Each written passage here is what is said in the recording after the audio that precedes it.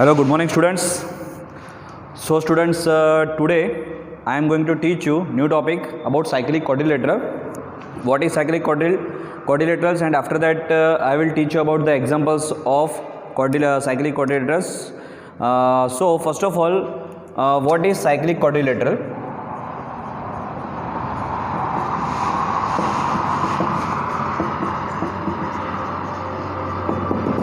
Okay, so students, first of all I am drawing one circle here, and suppose there are 4 points lies on a circle. There are 4 points lies on a circle, and I am giving the name A, B, C, D. Okay, so you can see that here the quadrilaterals on the circle, so that's why it is called cyclic quadrilaterals. अगर आपका quadrilateral यहाँ पे circle के ऊपर है, अगर आपके 4 points circle के ऊपर है इस तरह से, और यहाँ पे आपके 4 साइड्स एंड 4 एंगल्स बना रहे हैं, तो उसको हम क्या बोलेंगे? It is called cyclic quadrilaterals. So it is very easy definition. And अगर आप उसमें थ्योरम में देखोगे तो आप ऐसा भी पढ़ोगे कि जो ये ऑपोजिट एंगल्स जो होते हैं उसकी पेयर है, उसका एडिशन 180 डिग्री होता है. सो हम यहाँ पे लिख सकते हैं कि angle A plus angle C makes 180 degree, and angle B and angle D, दूसरा है angle B plus angle D is equal to 180 degree. So we can say that either pair of opposite angles make 180 degree of cyclic quadrilaterals. तो students, आपको बस सिर्फ यही देखना था. अभी मैं आपको एक्सरसाइज 10.5 का एग्जाम्पल कर रहा हूँ, तो आप सबके पास टेक्स्ट बुक होगी, उसमें आप देखो एनसीईआरटी की टेक्स्ट बुक में एक्सरसाइज 10.5 उसका फर्स्ट सम, एक्सरसाइज 10.5. तो उसमें सम कुछ ये दिया है आपको कि एक सर्कल आपको यहाँ पे दिया हुआ है. तो मैं यहाँ पे एक सर्कल बना रहा हूँ, एक सर्कल आपको यहाँ पे दिया है, और यहाँ पे ए एंड सी पॉइंट जो है, यहाँ पे ए बी सी आपकी जो है वो आपका आर्क है. यहाँ पे पॉइंट ए है और पॉइंट सी है, ए बी सी आपका आर्क है, और वो यहाँ पे सर्कल पे एक पॉइंट पे वो एंगल सबटेंड कर रही है, वो है डी, और वो सेंटर के साथ भी आपका एंगल बनाएगी, वो एंगल होगा O. And another thing is given that this is 30 degree and this is 60 degree. Okay, तो आपको फाइंड यहाँ पे क्या करना है? आपको यहाँ पे फाइंड करना है ADC. So you have to find ADC. So students, I am not writing the value, सिर्फ मैंने फिगर से आपको ये समझाया है, आप टेक्स्ट बुक में देख लेना.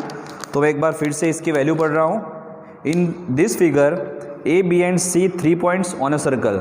So you can see that A, B and C जो आपके 3 पॉइंट है वो सर्कल के ऊपर आपके पास है, विथ सेंटर O, मतलब आपका ये सेंटर आपका O यहाँ पे दिया है, such that angle BOC 30 degree, मतलब ये BOC आप देख सकते हो कि ये जो एंगल है वो 30 डिग्री का एंगल बना रहा है, angle BOC 30 degree, and angle AOB आपका है 60 डिग्री.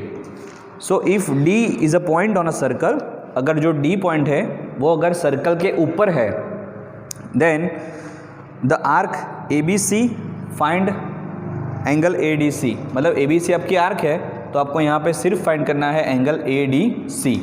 तो स्टूडेंट्स, मुझे जो फाइंड करना है वो मैं यहाँ पे लिख देता हूँ, मुझे एंगल ADC निकालना है. ओके, तो सबसे पहले आप यहाँ पे देख सकते हो कि अगर ये दोनों मिल जाए तो आपका ये टोटल एंगल बन जाएगा 90 डिग्री का, क्योंकि आप देख सकते हो ये 60 है और ये 30 है, तो 60 + 30 टोटल 90 डिग्री का एंगल बन जाएगा. सो हम यहाँ पे क्या लिख सकते हैं? So from this figure we can write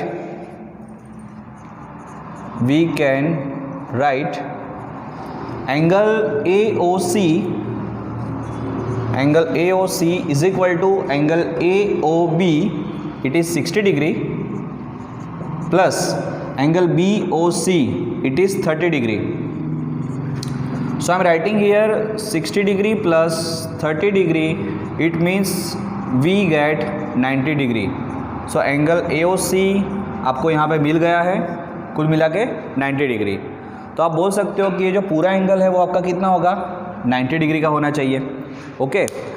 now students, आप एक थ्योरम पढ़े थे, मैंने आपको वीडियो में भी एक्सप्लेन किया था। वो थ्योरम कौन सी है कि अगर कोई आपके पॉइंट होते हैं, सर्कल के ऊपर आपके 2 पॉइंट है, AC पॉइंट है, बराबर, मतलब आप ABC को आर्क बोल सकते हो। तो अगर जो आपके AC पॉइंट है वो अगर कोई सेंटर के साथ एंगल बनाती है, मतलब कौन सा एंगल बनेगा, AOC बनेगा। तो जो वो सेंटर के साथ एंगल बनाती है वो एंगल डबल होगा। किससे डबल होगा, तो वही 2 पॉइंट सर्कल के ऊपर अगर कोई तीसरा पॉइंट होता है उसके साथ अगर एंगल बनाएगी, उससे क्या होगा, उसका मेजरमेंट डबल होगा। तो आप यहाँ पे ऐसा बोल सकते हो कि AOC जो है वो ADC से डबल होगा। ये आपकी थ्योरम है, बराबर। और थ्योरम आप देख लेना बुक के अंदर है कि अगर 2 पॉइंट सर्कल के ऊपर है, वो अगर सेंटर के साथ एंगल सबटेंड कर रही है, उसका मेजरमेंट डबल होगा। अगर वो थर्ड पॉइंट सर्कल के ऊपर कोई तीसरा पॉइंट ले ले, उसके साथ जो एंगल बनाएगी उससे उसका मेजरमेंट क्या होगा, डबल होगा। तो हम यहाँ पे लिख सकते हैं एज पर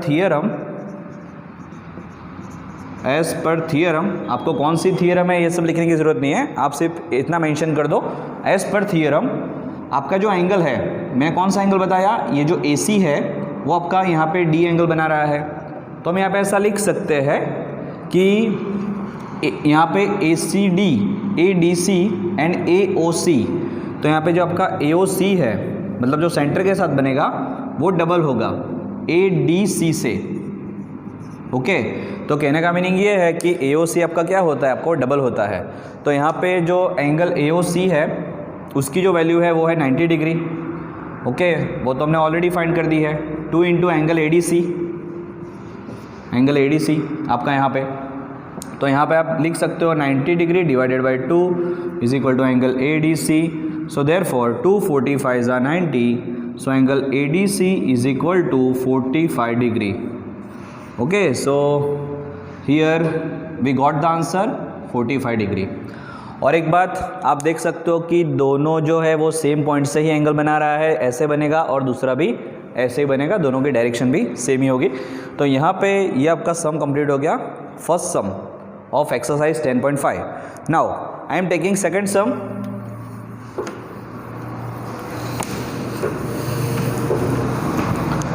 तो चलो स्टूडेंट्स हम स्टार्ट करते हैं सेकंड सम।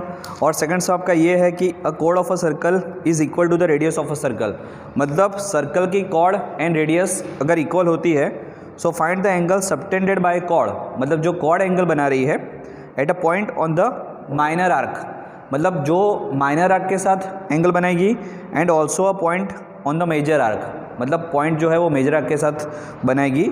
तो वो आपको यहाँ पे फाइंड करना है। तो सबसे पहले हम यहाँ पे फिगर से उसको फिगर बना रहे हैं। A chord of a circle is equal to the radius of a circle first of all. तो यहाँ पे आप देख सकते हो कि एक मैंने सर्कल बना दिया है, ये आपकी कॉर्ड होगी। हम यहाँ पे कॉर्ड AB ले लेते हैं। अभी आपको पता है कि रेडियस आपको यहाँ पे मिलने वाली है। सपोज ये आपकी रेडियस हो गई यहाँ से यहाँ तक। सो OA is radius and OB is also radius. Okay, तो हमें यहाँ पे बताया गया है कि रेडियस एंड कॉर्ड इक्वल होगी। तो हम यहाँ पे ऐसा बोल सकते हैं कि all the sides are equal.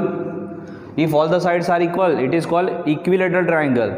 Okay, और उसमें क्या होता है, एवरी एंगल्स आर 60 डिग्री।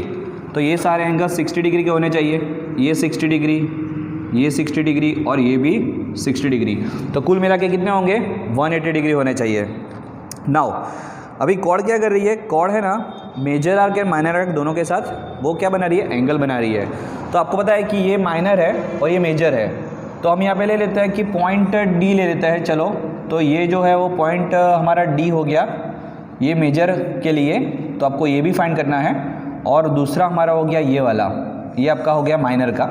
तो ये हो गया माइनर के लिए, इसको मैंने पॉइंट नंबर C दे दिया है। ओके, तो यहाँ पे आप देख सकते हो कि आपको यहाँ पे फाइंड करना है ADB, मतलब जो मेजर आर्क के साथ एंगल बनेगी वो फाइंड करना है। और दूसरा फाइंड करना है ACB, एंगल ACB। आपको ये चीज़ भी फाइंड करनी है। आपको पता है इसको बोलते हैं माइनर आर्क और ऊपर वाले को बोलेंगे मेजर आर्क। सो नाउ हम इसको कैसे फाइंड करेंगे तो वो हम देखते हैं। तो सबसे पहले आपको यहाँ पे पता है कि मैंने आपको बताया था कि आपकी AB कॉर्ड है। अगर आपकी AB कॉर्ड है तो वो सेंटर के साथ जो एंगल बनाएगी वो एंगल डबल होगा। किससे डबल होगा, तो सेम कॉर्ड आपकी सर्कल के ऊपर एक पॉइंट है, उसके साथ वो एंगल बना रही है। ओके, तो आप देख सकते हो कि इन दोनों जो ए बी आर्क है वो आपका सर्कल के ऊपर भी एक एंगल बना रहा है, तो हम बोल सकते हैं उसको ए डी बी। तो ए डी बी और ये आपका होगा ए ओ बी। तो ए ओ बी तो आपको 60 डिग्री दिया है और आप देख सकते हो कि इसकी डायरेक्शन और इसकी डायरेक्शन आपकी सेम ही है। तो एज पर थियरम यहाँ पे जो ए डी बी होगा वो ए ओ बी से क्या होगा, उससे आपका हाफ होगा। तो आप यहाँ पे ऐसा बोल सकते हो कि जो ए ओ बी है वो डबल होगा। किससे डबल होगा? ए डी बी से। तो ए डी बी से उसकी वैल्यू डबल होगी। Now we know that the angle of A O B 60 degree. So ये 60 डिग्री है into 2 times angle of A D B. So angle A D B is equal to 60 degree divided by 2। 2 को आप यहाँ पे क्या लेके आइए। So 230 60। So angle A D B आपका होना चाहिए 30 डिग्री। तो ये आपका एंगल ए डी बी हो गया। तो जो एंगल ए डी बी आपका है ये आपका हो गया 30 डिग्री। नाउ आपको ये फाइंड करना है माइनर आर्क के लिए, ए सी बी के लिए। तो आपको ये वाला एंगल फाइंड करना है अभी। तो ये वाला कैसा फाइंड होगा? तो स्टूडेंट्स ये और ये डायरेक्शन अलग अलग है। ये आर्क कैसे लग रहा है, ये आर्क आपका ऐसे लग रहा है, लेकिन अगर ये आर्क इस डायरेक्शन में है तो मुझे इसी डायरेक्शन में चाहिए। तो मैं इसका यूज़ करने वाला हूँ, मैं ये आर्क का यहाँ पे यूज़ करूँगा, समझना। क्योंकि ये आर्क और ये आर्क आपके इक्वल होने चाहिए इस तरह से, मतलब उसकी डायरेक्शन आपकी इक्वल होनी चाहिए। तो आप बोल सकते हो कि अगर ए ओ बी आपका 60 है तो ये क्या होगा? It is called reflex. Reflex मतलब टोटल 360 बराबर। जैसे कि ए ओ बी मतलब 60 है तो ये कितना होगा बाकी का? तो बाकी का आपको ऑब्वियसली 360 में से उसको सब्ट्रैक्ट करना पड़ेगा, क्योंकि जो सर्कल होता है वो 360 डिग्री का एंगल बनाता है टोटल कुल मिला के। तो इसको क्या बोलेंगे? इसको बोलेंगे रिफ्लेक्स ए ओ बी, मतलब ए ओ बी के बाहर वाला पार्ट। तो हम यहाँ पे लिखेंगे reflex angle A O B, उसको 360 में से सब्ट्रैक्ट करेंगे। 360 माइनस 60 डिग्री, तो हमें यहाँ पे मिलेगा 300 डिग्री। तो आपको रिफ्लेक्स मिल गया, रिफ्लेक्स ए ओ बी। अभी आप देख सकते हो कि you have to find minor arc A C B, वो आपको एंगल फाइंड करना है। तो ये जो सेंटर के साथ बना रहा है उससे ये आपका क्या होगा? ये आपका हाफ होगा। तो एंगल ए सी बी क्या होगा? सो एंगल ए सी बी वो आपका हो जाएगा यहाँ पे half of reflex angle A O B. तो यहाँ पे हाफ इंटू 300 डिग्री, तो आपका हो जाएगा 150 degree. So our answer is 150 degree. तो आपको यहाँ पे ए सी बी मिल गया 150 degree. So I hope students आपको ये पता चला होगा। ये सब में भी बराबर बहुत हार्ड सम नहीं था, मीडियम सम था। आप बोल सकते हो इसको मीडियम सम बोल सकते हो। थोड़ा दिमाग लगाना था, और वो दिमाग कहाँ पे लगाना था? सबसे पहले तो आपने ये मैंने बताया कि वो आपका इक्विलेटरल ट्रायंगल है, सारे 60 हो गए। अगर ये 60 हुआ तो उसके ऊपर वाला 30 हो गया, क्योंकि उसका हाफ होता है बराबर। उसके बाद मैंने रिफ्लेक्सिव ले लिया, क्योंकि रिफ्लेक्सिव क्यों चाहिए? क्योंकि आपको माइनर फाइंड करना है, माइनर आर्क, तो उसके लिए आपको रिफ्लेक्सिव चाहिए। तो रिफ्लेक्सिव के लिए मैंने किया, उसके बाद ये भी आपका हाफ हो गया। तो ये आपका फाइनल आंसर यहाँ पे आ गया। तो आप यहाँ पे लिख सकते हो एंगल ए डी बी आपका 30 डिग्री होगा और एंगल ए सी बी आपका होगा 150 डिग्री। सो स्टूडेंट्स इस तरह से आप जो थर्ड एग्जाम्पल है उसको भी आप सॉल्व कर सकते हो। सो स्टूडेंट्स मैं आपको थर्ड एग्जाम्पल होमवर्क में दे रहा हूँ, आप थर्ड करना। बाकी के फोर्थ से लेके नेक्स्ट तक इस बार गुजरात बोर्ड में नहीं है। ओके, तो स्टूडेंट्स कोई भी डाउट हो तो मुझे आप बाद में पूछ सकते हो। Thank you very much.